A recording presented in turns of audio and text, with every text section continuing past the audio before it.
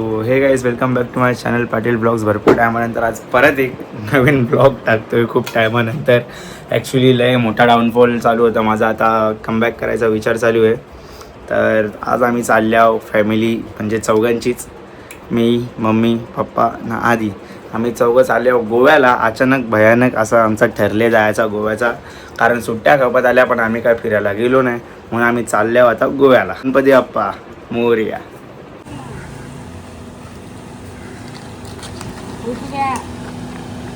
गणपती बाप्पा मोरया. गरम गरम वातावरणात मस्त थंड थंड ऊसाचा रस पिऊन मनाची ना पोटाची शांती केली ना परत आपल्या प्रवासाला सुरुवात केली.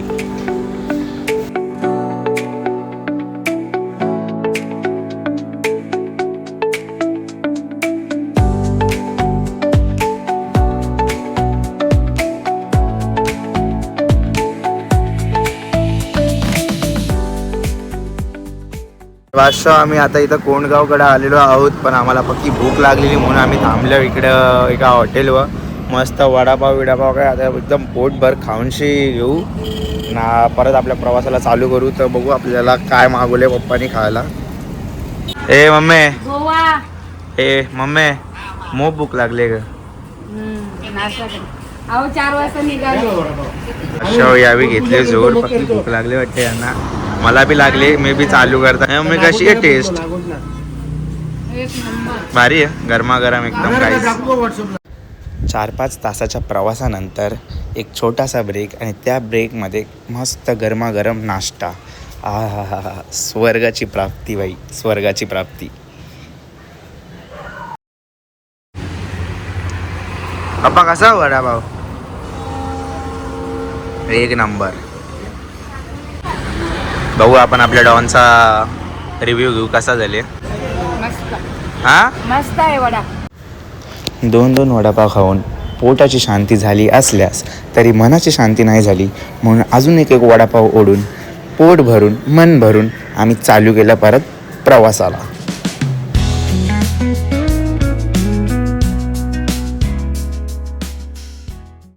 तर नमस्कार मित्रांनो, कंटिन्यूस 5-6 अरे असू दे, चल भाई, झाला तर झाला, चुकून वारेल तू. मीच नाही होत हा कुठून होईल, मीच नाही होत हा कुठून होईल. तर कंटिन्युअसली 5-6 तासाच्या प्रवासाने माझे जरा पाय आंबल्यानपैकी आता मान भरले असे वाटते मला. तर फायनली आम्ही आता चिपळूणमध्ये एंट्री मारली. तर इकडेच आम्हाला हॉटेल माय मराठी करून रस्त्यात दिसलं. पप्पांना थोडा इंटरेस्ट आला, अट्रॅक्ट झाला तो. तर आम्ही आल्या इथं. चला जेवण ऑर्डर करू, बघून घेऊ कसं आहे जेवण. पोराव मी ॲस्थेटिक कॅफे रास बघल्यान, पण मी ॲस्थेटिक धाबा पहिल्यांदा बघले. गाईज यो धाबा, पण तुम्ही त्याचा ॲम्बियन्स बघू शकता, किती बादशाह बनवले हवी. सगळा एक नंबर. म्हणजे अजून काम चालू आहे, बनला नाही, पण बघा एक नंबर बनवले. तर गाईज ही आपली थाली आली. ही चिकन थाली आहे, ज्वारीची भाकर, राईस, सोलकढी, चिकनचा रस्सा परत, आणि मम्मीने पापलेट थाली मागवले. पापलेट भरलेला, तो बांगडा मासा, त्याची ग्रेव्ही, वरण भात, सोलकढी, आणि ही बघा तुम्ही आपली चवल्याची चटणी, आणि पप्पांची मटण थाली. मम्मी कसं झाले? ऑनेस्ट रिव्ह्यू, खरा बोल कसा? मम्मीला मला घरचीच तेच आवडतंय. तर गाईज आम्ही जेवून निघालो तिकडून. तर ऑनेस्ट रिव्ह्यू तर चिकन थाली, मटन थाली छान होती खूप. फक्त मच्छी थाली मम्मीला काही जास्त आवडली नाही, कारण ती पापलेट थाली होती, पण त्यांनी जी करी होती, फिश करी, त्यात त्यांनी बांगडा दिलेला, तर ते काय जास्त पटलं नाही मम्मीला. म्हणून आम्ही ओव्हरऑल म्हणजे चिकन वगैरेमधनं आम्ही 10/10 त्यांना 6 रेट करू. आणि हा मित्रांनो, जे लोक फिरायला वगैरे गेलेले ते लोक नाही का काय बोलत होते, CNGचं भरपूर प्रॉब्लेम आहे, CNG वगैरे भेटत नाही आहे. तर असं काय नाही आहे मित्रांनो. ॲक्च्युली विषय काय आहे, आता आम्ही इकडे आलो ना गोव्याला, तर भरपूर पब्लिक आहे, भरपूर पब्लिक. सगळी जी फिरायला आलेली, गावाला गेली ती आता रिटर्न चालली आहेत फिरून वगैरे. मुंबई साईडला तर भरपूर ट्रॅफिक वगैरे लागली, तर त्यामुळे CNG वगैरेला भरपूर लाईन, 2-2, 3-3 तास लाईनमध्ये थांबायला लागायचं येणाऱ्या पब्लिकला. जाताना पब्लिक नव्हती एवढी, तर लगेच CNG भेटून गेली. तर CNG वगैरेचं काही असं इश्यू नाही आहे, भेटतं आहे. फक्त येताना थोडंसं ट्रॅफिक लागते आहे. Good morning guys. आता 6:45 झालेत ना, उठलो आहे आम्ही जस्ट. आणि काल रात्री ॲक्च्युली भरपूर थकवा आलता, लय थकवा आलता, म्हणजे मी रूममध्ये गेलो, कपडे चेंज केले आणि डायरेक्ट झोपून गेलो. म्हणजे ते रूम बी नाही दाखवला, काय बी नाही. आता आलो आहे आम्ही खालती ना, आम्ही सरळ निघतो आहे परत आपल्या प्रवासाला कंटिन्यू. तर आता आम्ही राजापूरला चाललो. राजापूरला मंदिर आहे, तिकडे दर्शन घेऊ आणि मग परत कंटिन्यू मग डायरेक्ट गोवा. माझा विचार चालू आहे ना, मी असे 2-3 पार्ट बनवतो, नाही तर व्लॉग खूप मोठा होणार. लाईक एक कल्याण टू गोवाचा फक्त एक रोड ट्रिप, आणि मग नंतर गोवामध्ये गेल्यावर ॲक्च्युली काय करतो ते, आणि बस तेवढंच. हे 2 पार्टच बनवले. गोवावरनं रिटर्न यायला काय व्लॉग बनवू.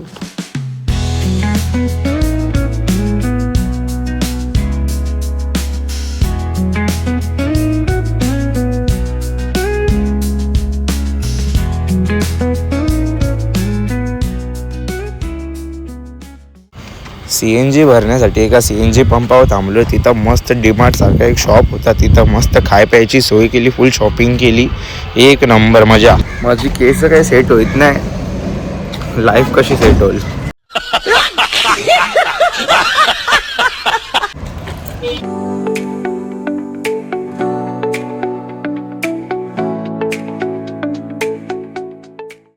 मस्त एक स्पॉट बघून मिसळपाव आणि वडापावची ऑर्डर दिली, खाल्ली आणि मग निघालो आपल्या पुढच्या प्रवासाला.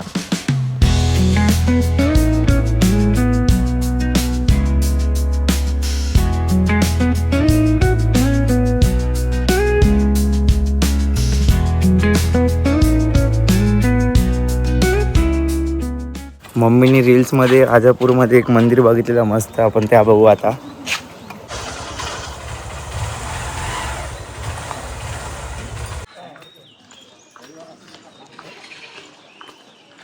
शाळा बघा, शाळा.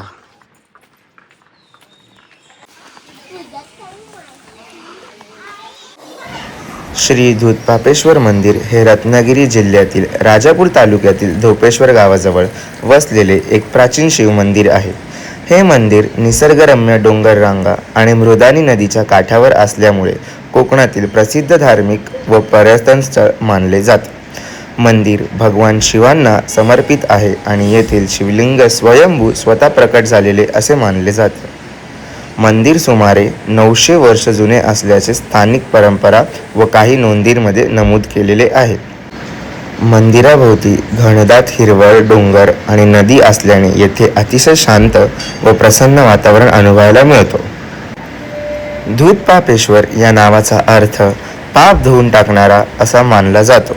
भक्तांच्या श्रद्धेनुसार येथे भगवान शिवची पूजा केल्याने पापांचे क्षालन होतात आणि आध्यात्मिक शांती लाभते. मंदिराजवळच मृदानी नदीवर सुंदर असा हा धबधबा आहे. बाई, मी तर सजेस्ट करेन तुम्हाला पावसाळ्यात यायला, एक नंबर. स्थानिक लोकांमध्ये अशी श्रद्धा आहे की मनापासून प्रार्थना केल्यास आणि शिवपूजा केल्यास जीवनातील अडचणी दूर होतात, मनशांती मिळते आणि भगवान शिवची कृपा प्राप्त होते. मंदिराजवळील हा धबधबा येथील प्रमुख आकर्षण आहे. पावसाळ्यात त्याचे रौद्र आणि भव्य रूप पाहायला मिळते. पाण्याचा खळखळाट आणि परिसरातील शांतता मनाला वेगळीच ऊर्जा देते. आई, तुम्ही जस्ट इमॅजिन करा ना, पावसाळ्यातनं काय वाटत असेल जेव्हा ही नदी पूर्ण भरलेली असेल. हा धबधबा, डॅम यार, एकदा तरी तुम्ही पावसाळ्यातनं व्हिजिट करा, खूप छान वाटेल. ठाकूर असं मी रायगड जिल्ह्यातील गरजाच्या गावचा रहिवासी आहे. शालेय शिक्षण संपलं तर मुंबईमध्ये आलो. मुंबई पहिल्याच ठिकाणी, पुण्याला ज्ञान आहे. खेडेगावात माणूस की मी लहानपासून ओळखून होतो. 35 वर्ष मी नकच कापलेली नाही, त्यामुळे माझं गिनीजमध्ये 2nd नंबर नाम लावलं. एक कॉलेज की लड़की थी, बीमार कभी नहीं पड़ती थी, सीमा उसका नाम था. डिस्को डांस करती थी, इमामी के हमेशा लगाती थी, FYBA में पढ़ती थी, जीतू से प्यार करती थी, एचएफडब्ल्यू हमेशा हाथ में पहनती थी, आई लव यू हमेशा कहती थी। दूधपापेश्वर मंदिर हे केवळ धार्मिक स्थळ नाही तर श्रद्धा, इतिहास, निसर्ग आणि शांतता यांचा सुंदर संगम आहे. येथे दर्शन घेताना घंटानाद, शिवमंत्रांचा गजर, नदीचा खळखळाट आणि सभोवतालाची हिरवाई यामुळे एक अद्वितीय आध्यात्मिक अनुभवायला मिळते. तर छान असं मस्त आम्ही दर्शन केलेलं आहे आणि आता आम्ही निघतोय परत आपल्या रस्त्याला गोव्याच्या.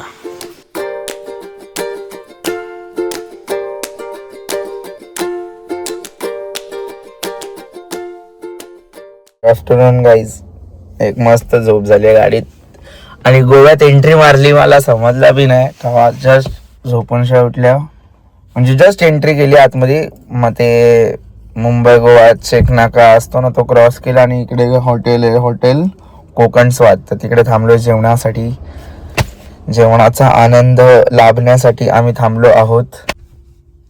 यामुळे जरा माझे फोटोज छान येत नाही आहेत, तर हे मी क्लीन शेव करणार म्हणजे माझे फोटोज छान येतील. काढलं भाई बादशाह दिसेल ना एकदम. नाही, जास्त कॉन्फिडन्स ओव्हर झाला, जरा ठीकठाक दिसेल. म्हणजे आवशी बडबड करून पक्की भूक लागली म्हणून थांबलो जेवायला. प्रॉन्स थाली, मटन थाली, मच्छी थाली न चिकन थालीची दिली ऑर्डर, न घेतलं जेवायला. जेवण कसं आहे या विचारला मम्मीला, तर मम्मी बोलते छान मस्त. पप्पा बोलतात एक नंबर ना भाई, तर बोलतो जाम भारी. या खरं आहे का खोटं या बघण्यासाठी मी स्वतः टेस्ट केलं तर भाई शपथ जाम भारी होता, जाम पटला जेवण.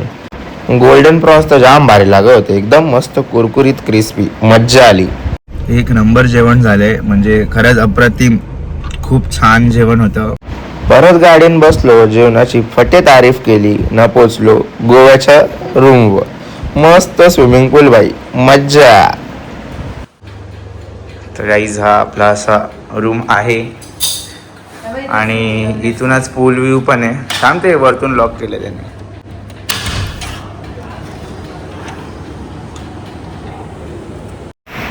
रूमवर पोचल्यानंतर मस्त फ्रेश होऊन कपडे चेंज करून आम्ही सगळे निघलो मार्केट फिरायला. मी ना डोरेमोन तर भाई मस्त फुल मजा करत करत गप्पा मारत मारत चाललेलो बघा, कसं एकदम जाम भारी. मार्केट फिरता फिरता आमचा असा विचार झाला की चला बीचवर पण असाच एक राऊंड मारून येऊ, मस्त शांततेत बसू. ट्रॅफिक तर एवढी होती बाई, गोव्याला गर्दी बघा तुम्ही, गाड्या लावायला जागा नव्हती बाई, फुल ट्रॅफिक, निस्ती ट्रॅफिक. मस्त मार्केट बघता बघता थोडीफार शॉपिंग करता आम्ही पोचलो बीचवर. 5 फ्लेवरची पाणीपुरी बघताच आम्ही पाणीपुरीवर जोर घेतली. पाणीपुरी खाऊन झाल्यावर आम्ही गेलो बीचवरती बाई. एकदम मस्त बाई, एकदम बाई शांतता, मजा होती बाई, मजा आली. चष्म्यावाल्या भैयाला बोललो बघू जरा चष्मा कसा दिसतं, असं बोलून तिघांनी चष्मा घातला. व्हिडिओ काढताना भैयाला भैयाचा चष्मा परत दिला. व्हिडिओ काढता काढता अशीच या लाटांवर नजर गेली. बोलू या लाटांवर विजा कसल्या पडतात, लाईटी कसल्या पडतात, मग समजला या डिस्को सारखा केले त्यामुळे तिथं तसा दिसतं. आता आम्ही इकडे एका परत धाब्यावर आल्यावर पण चिकन थाली, मटन थाली हे सगळं खाऊन झालं. तर आज आम्ही विचार केला असा चायनीज क्युझिन ट्राय करायचा म्हणजे आज चायनीज खायचा. तर मिनी मागवले चिकन ट्रिपल राईस. कसं आहे आधी, कसं आहे जेवण असं विचारल्यावर आधी त्याचा छान रिॲक्शन बघून बाई मला काय थांबवलं नाही. मी पण चिकन टिक्क्यावर मस्त जोर घेतली.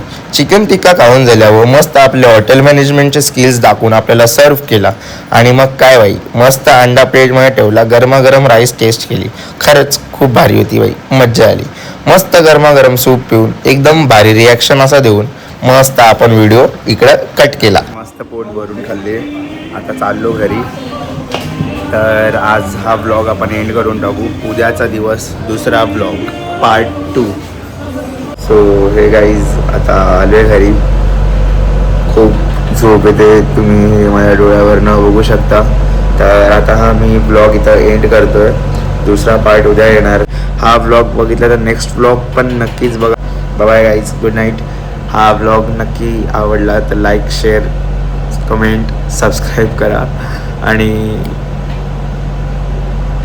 शेअर करा. मी भरपूर टायमानंतर ब्लॉग टाकतोय म्हणून माझी ती सवय तुटली आहे, पण लवकरच कमबॅक होणार गाईज. चला bye bye, thanks for watching.